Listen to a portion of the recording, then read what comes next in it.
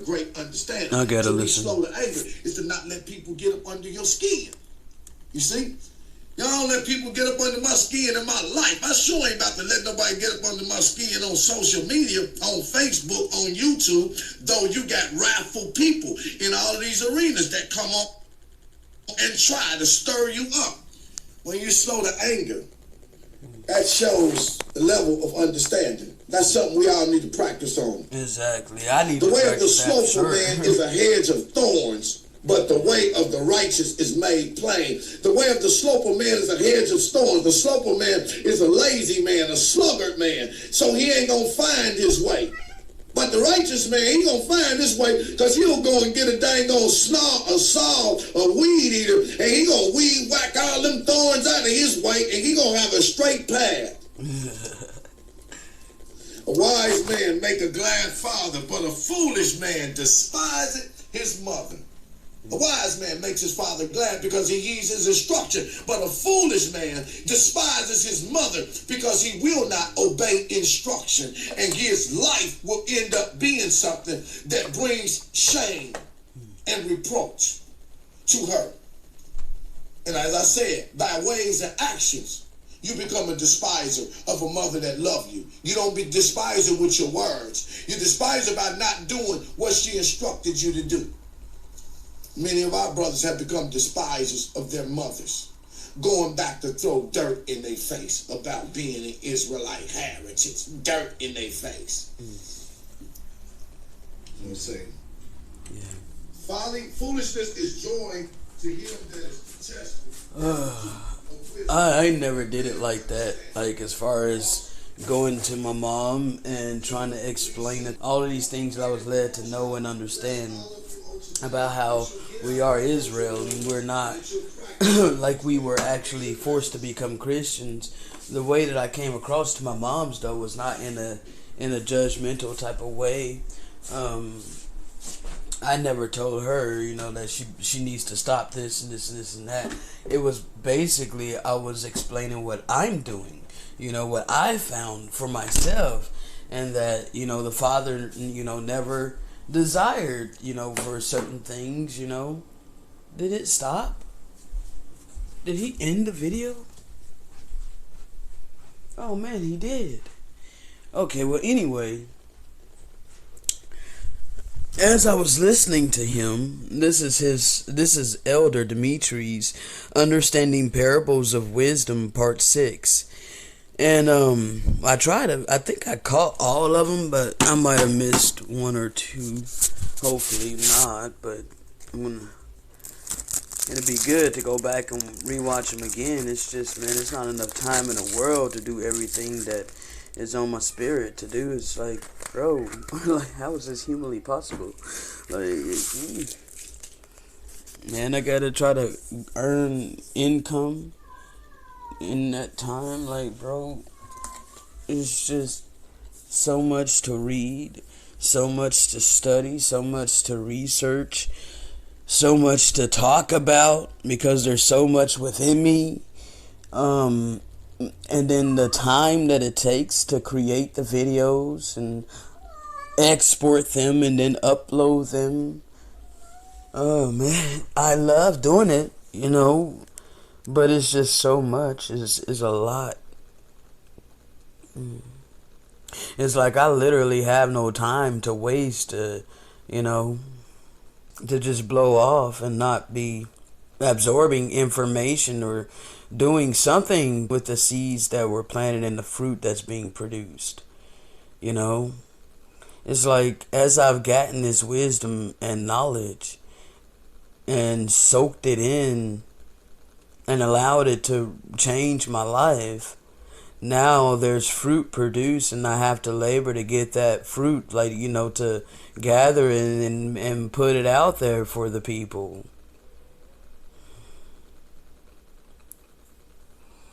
I don't know, man. I love doing it. It's just a lot. But this was what was in my mind, the fact that I feel so helpless when it comes to my family. And maybe it drives this, getting this information out here, maybe to help those that are that don't have their conscience seared, already dead set in their ways on what they believe and can't no outside information change that.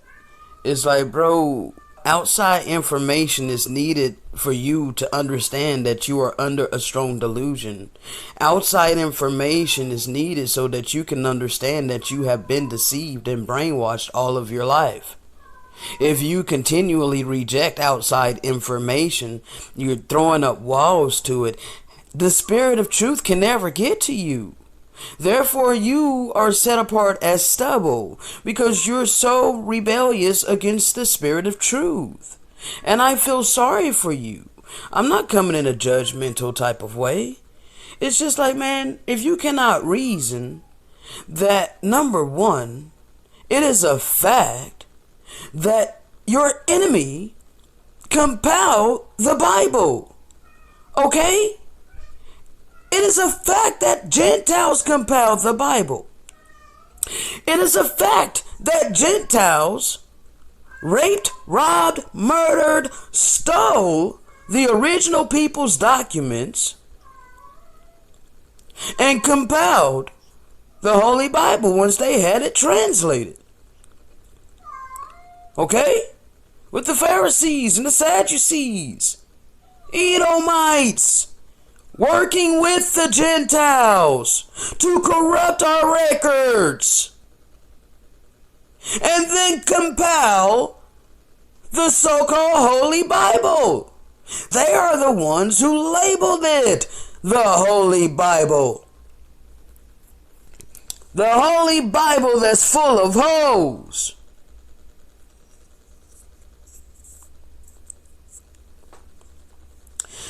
And yet, with that truth, that basic truth right there, those facts, those literal truthful facts that the Gentiles stole and compiled and labeled the book you worship, okay? You worship a book. You don't worship the Creator. You worship a book that was compiled by your enemy. That's who you worship. Just accept that. You bruise that want to scream Torah, Torah, Torah. All of those laws you learned while you were captive in Egypt. This is not judgment to you. This is just to let you know, those of you that are calling us devils and saying that we got demons and all of these things because we're telling you the truth by way of the Spirit. This is going to be brought back to your remembrance during judgment. All the many times you rejected the Spirit of truth. And you are going to be in agony and in turmoil.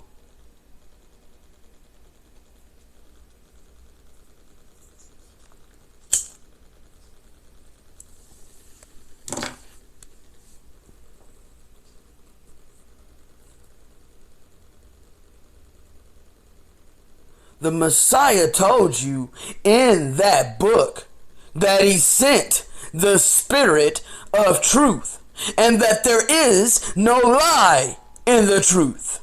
Did he not? Yes, he did. You can read that with your natural eyes. Those of you that are not blinded physically.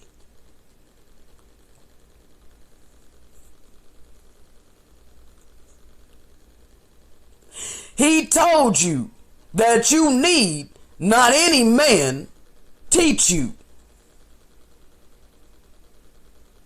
Yeah, he did. So now if the Messiah is telling you this out of his own mouth, and then he tells you, let no man deceive you. He sent the Spirit. Let no man deceive you.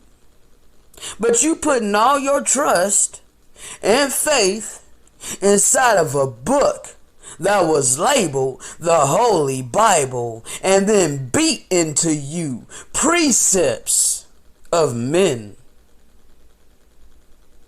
And now this is what you believe in. The God you worship is the God of the Bible. But the God of the Bible is the Gentiles' God. It ain't the Creator. It ain't your God. You were forced to forget your God.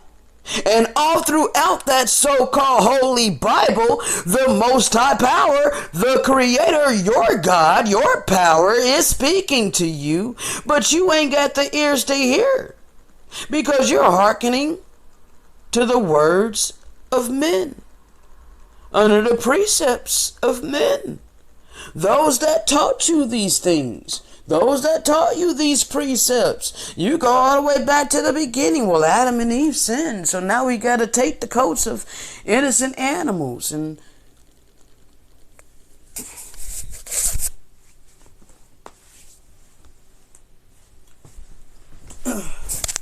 that is such a sick, twisted delusion. I love my sis, my Gentile sis, that has been adopted into the Israelite family. She's been grafted in by the Father, by the Spirit. Okay? And anyway, this analogy came from her, which she gave credit to the Spirit. She said, imagine a father brings home his child a whole bunch of puppies and animals, just different types of baby animals, and he teaches his child how to raise them and tells him to name them, right? So the child, grows a bond and affection to the animals, names them, and he loves them. The child loves these animals. And then one day, the child makes a mistake and does something. He disobeys what his father says on something. And now the father is so angry that he tells his son to take one of those innocent animals that I gave you as a gift and slaughter them and just, spread their blood on your doorpost, and then your sin, your mistake will go away. That's all you need to do, son. Just kill one of these animals that and the child grows up, he sees that these animals are living beings. They have eyes, they have organs, they eat, sleep, shit, piss just like we do. All of these things, There are brothers and sisters, but yet we've been blinded to that. Okay? We all have the breath of the Most High, but yet we've been blinded to that. Okay? So it's like that now. That analogy was powerful to me. It's like there is no way that a loving father with a heart would command such wickedness. Okay? So if you are one to believe that the Father said, after Adam and Eve sinned against him, that now all of a sudden an innocent creature has to die. No, it's deeper than that. And they didn't include all of the information in your compiled so-called Holy Bible that was canonized by Gentiles. All of this done by Gentiles and Edomites.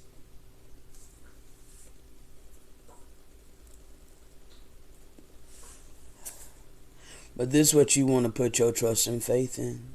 And it's sad, It's very sad.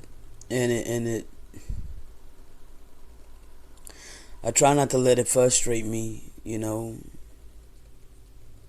But it's not my mom, my dad, my brother, my uncle, my family themselves that frustrate me. That's not what frustrates me. What frustrates me is that deception that's over them, It's like, bro, I gotta go to spiritual warfare for my family. Like, because they just won't hear me. And it grieved me when my dad said the same thing that these Pharisees said about Yahusha, about saying that that's a demon, you got a devil. Like, bro, you don't even understand what you're saying. It grieves my spirit because they're sealing their fate. And my uncle was like, what spirit is that? Because I want to make sure to stay the hell away from that spirit. Like, bro, like,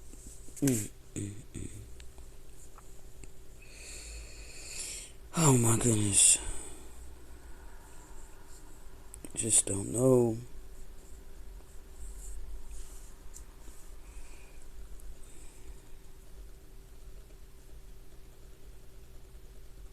And my brother is like thoroughly convinced that he'll be eating animal flesh in heaven, in the kingdom. I'm like, bro, no, there is gonna be no bloodshed, no pain, no sorrow, no bloodshed, no death. You're wanting to cleave and hold on to dead things, bro. You literally eating a dead body, okay? He created us living food which grows from the earth. And it's not hard. It's really not hard, to love thy neighbor as thyself. Do unto others what you would want to have done unto you. The animals have limbs and all of these things that you get, and they feel pain just like you do. To declaw a cat is to take out your fingernails. But many people do that wickedness to their pets, and they claim that they love them. It's heartbreaking to me. It makes me want to cry because I know the pain and the agony and the turmoil that they go through because I researched it. And it's very cruel. It's very wicked to do that to a cat.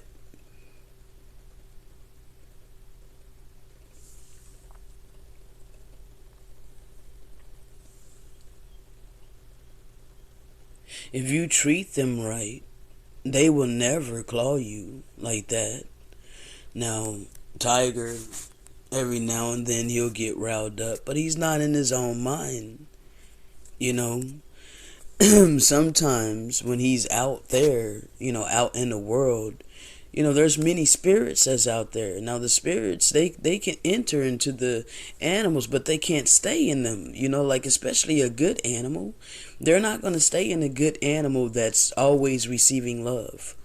I know this is deep, but I actually researched this. They can't stay in them, but I noticed with Tiger that he is my evil detector. Like seriously, when we're alone, he would never attack me, never. But only one time we were outside, once or it was twice, but he didn't really attack me. He didn't get me that time. Just once he got me, and it wasn't that bad. Hell, it healed, but he was riled up, and the spirits were agitating him. The spirits that were out there agitated him.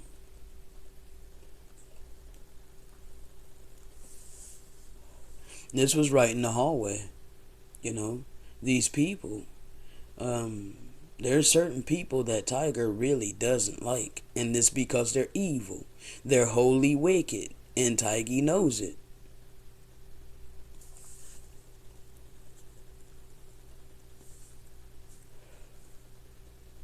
And so anyway, it's a spiritual, it's a spiritual battle. There's many wicked spirits on this earth. But those that are walking by the power of the Spirit of truth, we ain't got nothing to fear. Like, I don't fear these evil wicked spirits that's all around us. because the almighty power got me. And he's proved that throughout my life before I was even paying any attention to him. You know, he brought back to my remembrance all the times he was there in my life.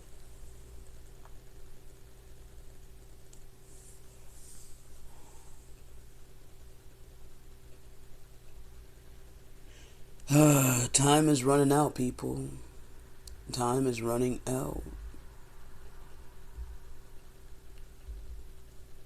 Shalom.